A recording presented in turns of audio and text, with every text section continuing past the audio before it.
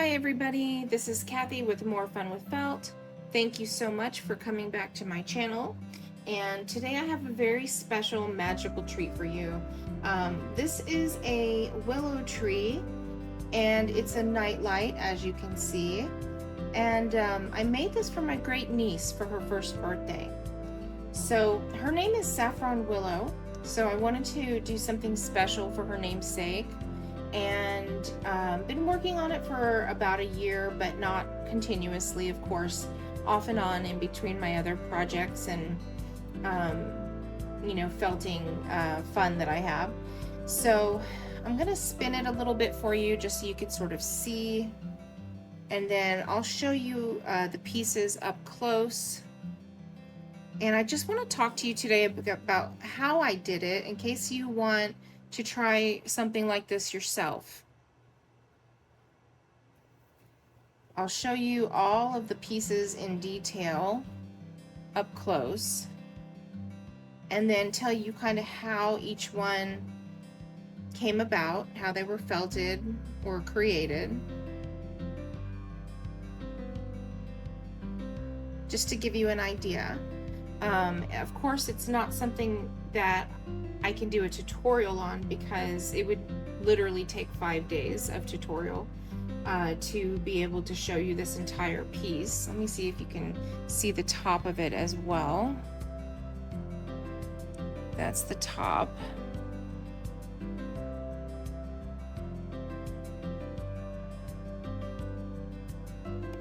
There you go. See that a little bit better. So you can get it all into the picture there. Okay, so basically what I did is created. I'll go from the bottom up. The very bottom piece is just a plank of cut, a slice of tree, basically.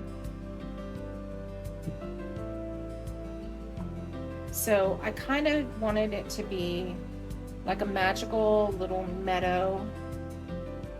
I made a running brook going through the meadow. This is just a piece of felt that I took. This is a desert breeze green. I cannot remember the name of the green right now, but it's just a green that I felted over a piece of felt. I cut it to the size with a little overhang of my wood piece. And then before I attached it, of course, I felted this little brook, like a running water. I put a dark, or actually it was kind of a bright blue, and then I put some dark and some light to make it look like running water. This is just different variations of gray and black and a light brown to make stones that I just felted all around there. The flowers are just tiny little wool bits that I had left over, that I just made, the impression of what would be a flower. The tree itself, okay, so the tree is actually sitting on a box. It's a plastic box that just was used in merchandising, like when we purchased something and it was an empty box that I was going to throw away, but it's plastic, so it's hard. I save those kinds of things for bases, and just like this, I'll cover them up and make a base for something. So I used that box. I left, let me show you, I left the back side open. You can see right here, it's open. And that's where I stored all of the battery packs for the lights and that kind of thing. And just to make that not ugly, I put a piece of felt. I just glued it to the bottom and flipped it up. And then this is sari silk that I got from Living Felt. And I tied a bow, hot glued it there with a little loop. And then this button is from Hobby Lobby. So I just sewed the button on here and then looped that over, so you can kind of see that. So to cover this, basically what I did was I took another piece of felt and I laid it down and I made it match the tree. I had done the tree first, and then I took all the colors from the tree and I laid the felt down and I made it match the tree. And I just put the tree colors with the roots and some, variations of browns and blacks in there just to sort of make it look like the bottom of the tree. So it kind of matches. And then I thought it would be kind of fun to leave this little spot here open. And I left that with just putting some black felt in there to make it look like a little cave that maybe some animal can live in, maybe the fox or the hedgehog, or maybe I make her another little animal, next year for her birthday to go in there. I don't know. But so that's what I did. I glued the back of this and I just laid it over where it fit, glued it down, and just molded it around the tree. I glued the tree to the top of the box first, and then I glued this up to the tree. I didn't glue the edges so that I can felt them to the tree, and that's how I did that. The locks, let me get up closer. So these locks are from Lion Gate Farms, and they're absolutely beautiful. I put them all up the tree, you can see, and they are, her color, it's called Treetop, which is super appropriate for this. You can see up in the tree. And then I used these little, just to sort of give it a little bit of sparkle. These are little metal, I think I got them in the scrapbook aisle. It was years ago, honestly, of Hobby Lobby, but they're just little metal leaves. I use them sometimes on my dragons that I make, and I just put a couple of them together. Oops, I think I did like 5 sets up and down the tree. One down here, here, and over there. But basically, I just put a little gemstone, where they meet, just to add a little sparkle. And then on the bottom over here, of course, more of the locks, and then I made a little trio of mushrooms. That was a super easy felt. Just made a little, the little stalk with the stem, I guess you would call it, with core wool, and did some red and white for the top, and just bundled them together and felted them in. And then this right here, these actually are not glued down yet, but her initials are SWF, and so I made that with Sculpey clay, and I baked it, and then I rolled it in a glitter, and with glitter and glue to make the initials. So they're gonna be, I'm not sure where to place them yet.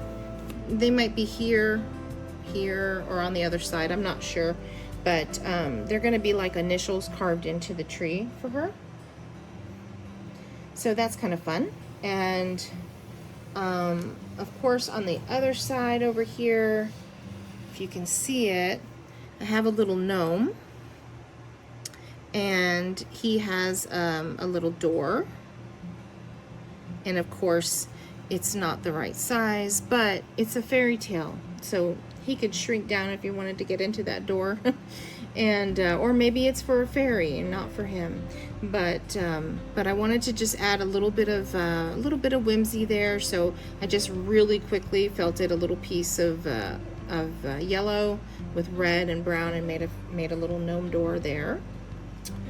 All right, so that's it pretty much for the base. So let's look at the characters. Let's start with these guys. So these three, again, I wanted them to be interactive. So these three are all actually finger puppets. And I got these, I got the pattern for these from this amazing book. They were made with the use of this book that I absolutely love. It's the Complete Starter Guide to Needle Felting, Enchanted Forest. It's by Claudia Marie Lenart, and you can find her on Facebook. I believe it's Claudia Marie Felt on Facebook. It's a great book. There's so much in it. I'll just sort of skim through really quickly. But this is where I got the finger puppet idea. It was the first project I did out of this book. And so she goes through step by step and teaches you how to make the finger puppets, how to, it's so easy and they're so cute. So that's the book that I used to make these three finger puppets. And they're so much fun.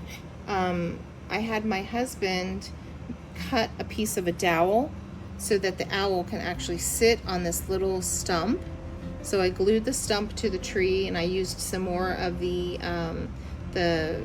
locks from Lion Gate Farms, put it around there, and just put the owl there so he doesn't fall off. And then the gnome and the fox, of course, can live wherever they want. So if you want to make those, definitely grab that book. It's really not expensive. It's on Amazon. I can put the link in my Amazon affiliates links in the description. I do get a small commission on anything you buy from there, and I try to link everything that I enjoy using that I've purchased from Amazon. So the next thing is this really cute unicorn. So she was made with an armature. I just made a simple armature, really simple, and coated her with a really soft white. I believe this is winter white from Living Felt. And then I just gave her, so if you look down the middle here, I did 4 colors coming down, and I joined them at the bottom on one side of her head. And then on the other side of her head, I took the same 4 colors and I did a braid and just let that kind of loosely go down. So that way when the fairy sits on her back to hold her on the back, you can put this between her hands and she just sort of stays on the back of the unicorn. And then the tail was just made the same way. It's just a really big, thick, bunched up braid. And I just felted it in and twisted it and then braided it down. Because this is gonna be played with supervision, but still played with, I put power wax at the bottom of all of these pieces of merino wool, because this is merino. And I didn't want it to fray apart while she was holding it. And so I just put power wax at the bottom. You can see right there. And so it's nice and hard, like if she were to touch that, it's not going to come apart on her. So the horn for the unicorn is made of the same Sculpey clay that I did the initials in, and did the same thing, baked it, and then rolled it in glue and glitter.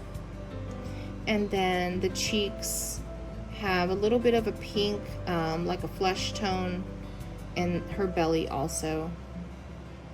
And gave her little sleepy eyes. I just think those little cute little eyes are so adorable, and then a little smile. So that's how I made the unicorn. And there is a little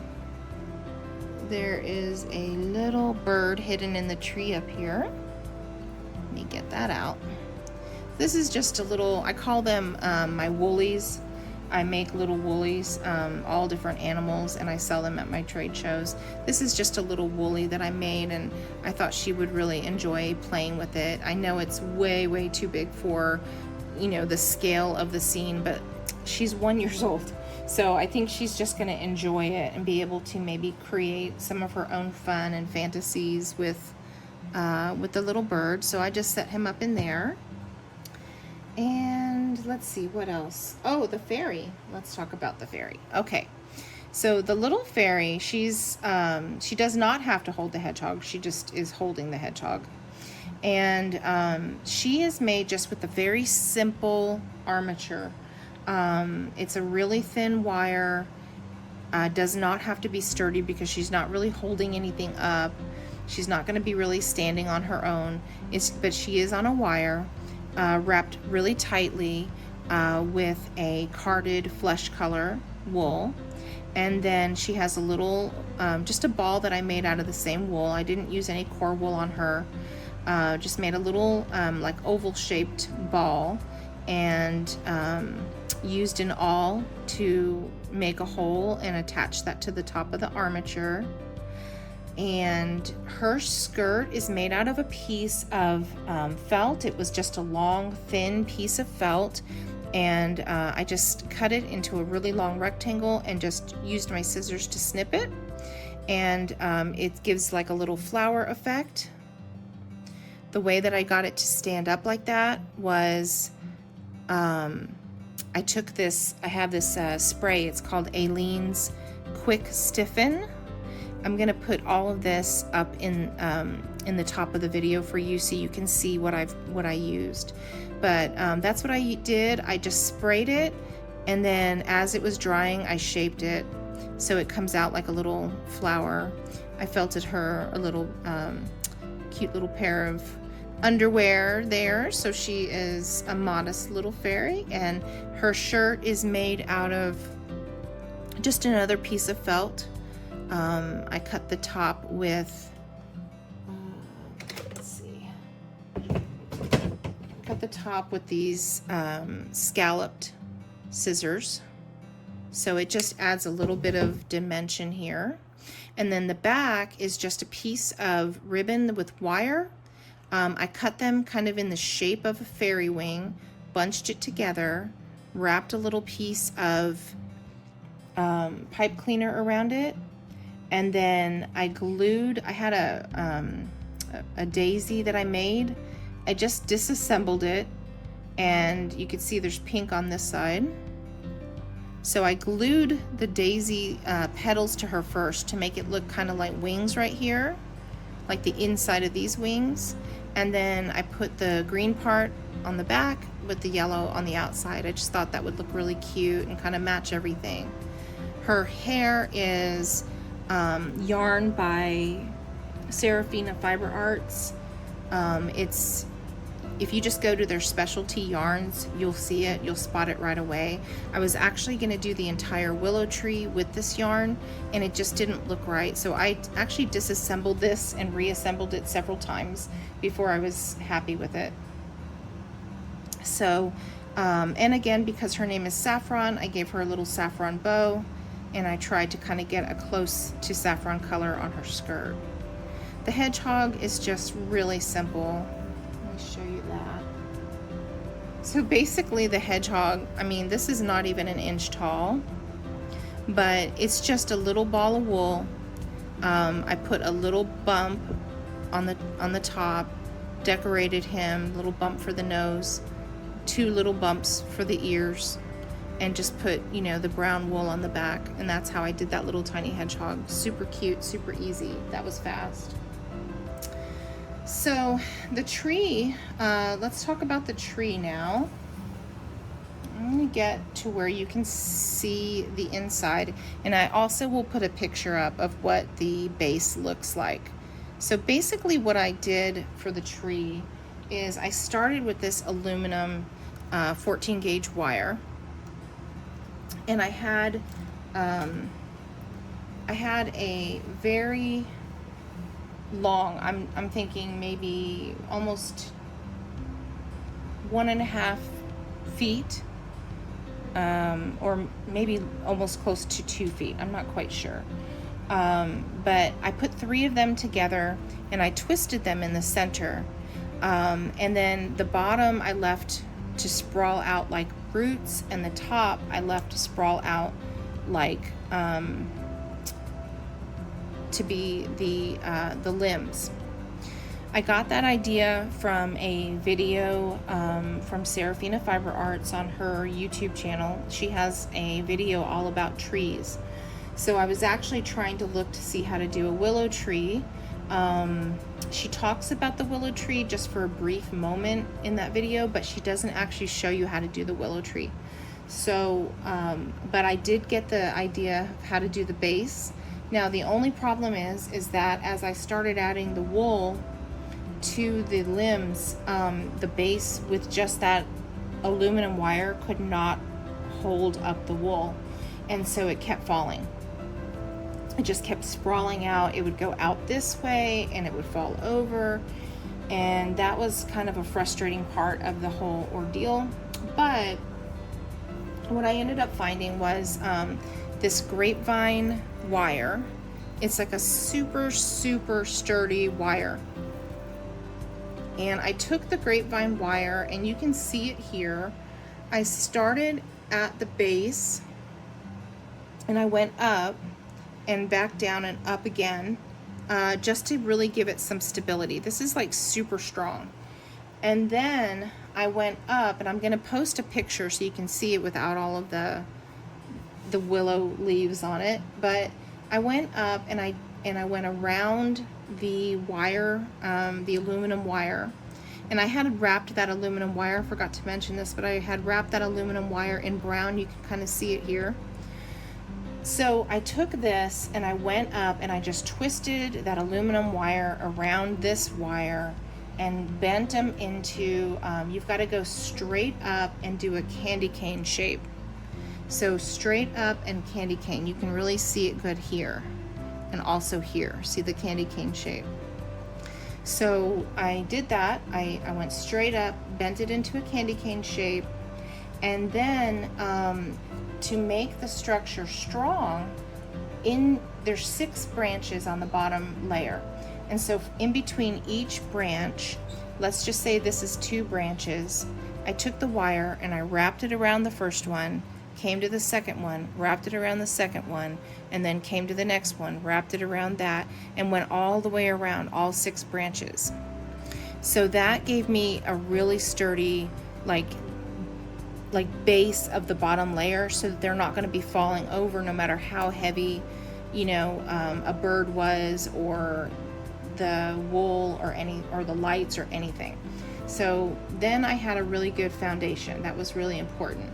So it was still kind of hollow up here, and I went ahead and took this wire just by itself, and I did the same thing. I just made 3. So there's 3 on the top there that you can see, all 3 of them. Let's see if we can get it up here. So you can see the 3. And I did the same thing with those 3. And then I just connected them to this bottom layer. So once that was done, then I took fairy lights. I bought some fairy lights, and I bought 16 feet, and I thought that would be enough, to be quite honest with you, and it wasn't. I have 1 pack of fairy lights on the bottom, and it would not reach to the top after I did what I wanted with it. So of course they're in the back down here. I wrapped the wires up the tree. I painted them brown. That's just a tip for you if you don't want to see your wire. So I painted them brown, wrapped them up around, and they're kind of intermingled here with this grapevine wire. You can't even see them. And then I went up each of the bottom layer. I went up each of the limbs, wrapped it around, then I went down, you can see, and then I twisted at the bottom and I went back up, and then I went to the next limb, did the same thing, down, up, and then all the way around, all 6 of those. So just about at that point, I ran out of wire, and thankfully the pack that I had 2 in it, 2 sets. So for the second set, I did the same thing. I went up and down, twisted, and these I made really long. I don't know if you can see how long. They're really long. I wanted it to just look really, really flowing. And went back in, and then on the top one I had a lot of extra, so I just bunched that up and stuck it right in the center here. These lights are on remotes, and since I have two sets, you do have to use both of them, unfortunately. But it's kind of cool actually, because it allows you to change one layer and keep the other layer the same.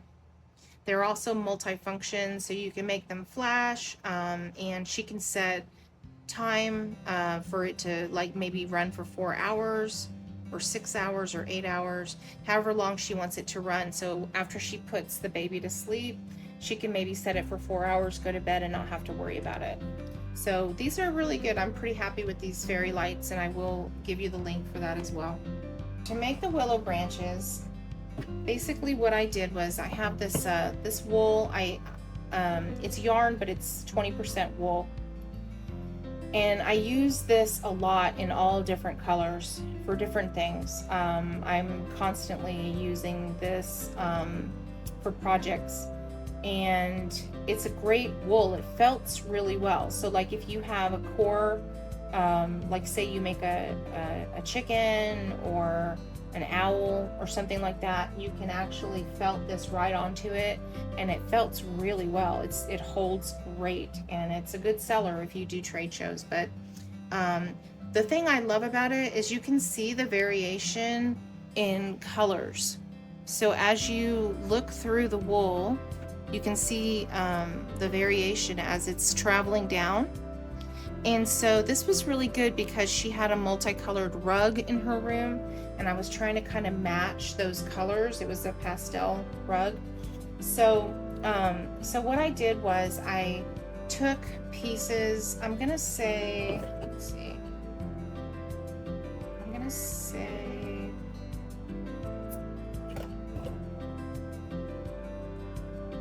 that's about 2 feet. I took about 2 feet, and then I'm gonna come back down for you so you can kind of see what I'm doing. So you start at the end. If you're wanting this look, you're gonna start at the end, and you're gonna kind of undo it at the end. And then you're gonna really carefully pull it apart. This is a labor of love because it doesn't want to come apart without going crazy and unraveling everywhere. So but you're just gonna pull it apart slowly,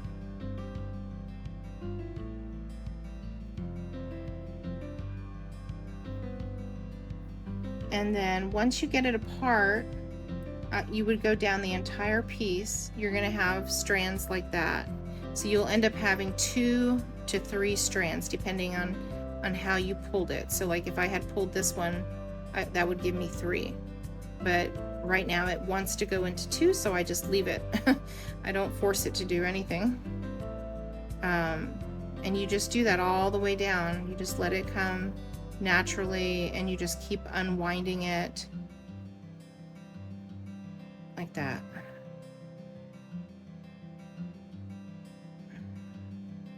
Straighten that out, and then you have a really nice strand. It bunches up, you can see.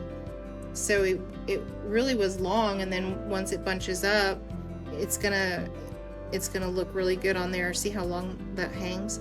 And so I took this, and then I just, on each one of these branches, I tried to vary the colors, and then I tied double knots over the wire, and over the fairy lights, and over the stem wire. So I just did that anywhere from 6 to 8, depending on the size of the branch. I didn't want to overpower it, but I still wanted it to look like a willow tree, if that makes any sense. And let's see.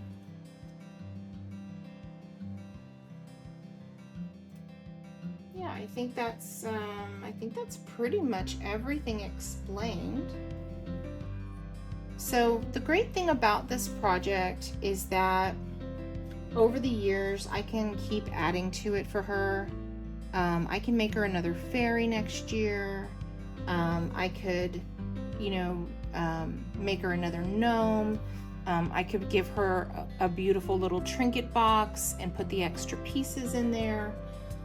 So there's just so much you can do with this, but I'm just hoping that it brings her, you know, just so many wonderful memories and story times at night, and that she knows every time she looks at it that her Aunt Kathy loves her.